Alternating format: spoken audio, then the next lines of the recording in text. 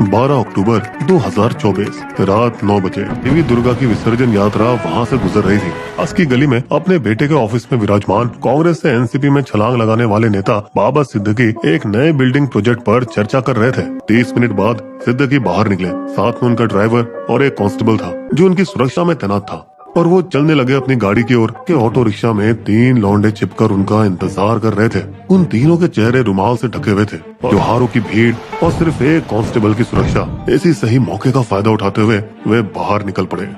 जैसे ही सिद्दीकी अपनी गाड़ी तक पहुंचकर दरवाजा खोलने ही वाले थे कि वो तीनों अजनबी लौंडे जो अब सिद्दीकी से बस कुछ ही कदमों की दूरी पर पहुंच चुके थे और वे उसने फौरन 9mm तुर्की पिस्तौल निकाली और बिना सोचे समझे सिद्दीकी पर 6 गोलियां दाग दी। 4 गोलियां निशाने से चूक गई, 3 गाड़ी पर लगी और एक गोली पास खड़े एक आदमी के पैरों में जा लगी। लेकिन बची 2 गोलियां बिल्कुल निशाने पर लगी, सिद्दीकी के सीने को फाड़ते हुई। जाने माने राजनेता जमीन पर गिरे पड़े थे। उन्हें बचाने के लिए वहाँ था, इस पूरे हंगामे से दंग रह गया। लेकिन इससे पहले कोई कुछ कदम उठाता, वो पहले वाले लड़के ने कांस्टेबल की आंखों में पेपर स्प्रे छिड़का। आंखों की आवाजों के बीच जो गोलीबारी की आवाज को पूरी तरह से ढक चुकी थी, इसका फायदा उठाकर तीनों शूटर भीड़ में घुल मिल गए। एक तरफ जहाँ उसका ड्राइवर सिद्दीकी को संभाल रहा था, वहीं दूसरी ओर उसका बौखलाया हुआ कांस्टेबल खुद को संभालते हुए नजदीकी पुलिस थाने को खबर कर पुलिसकर्मी मौके पर पहुंच गए।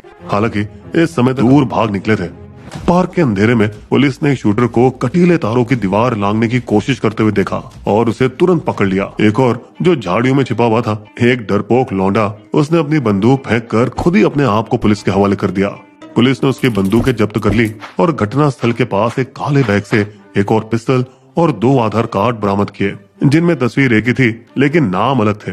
लेकिन तीसरा शूटर जो भीड़ में घुल गया था, इतना खूंखार था कि वो लीलावती अस्पताल तक पहुंच गया, जहां बाबा को भर्ती कराया गया था, शायद ये देखने के लिए कि उनका मिशन पूरा हुआ या नहीं, जिसकी पुष्टि उस रात टीवी चैनलों पर कर दी गई थी और घटना ब्रेकिंग न्यूज बन गई थी।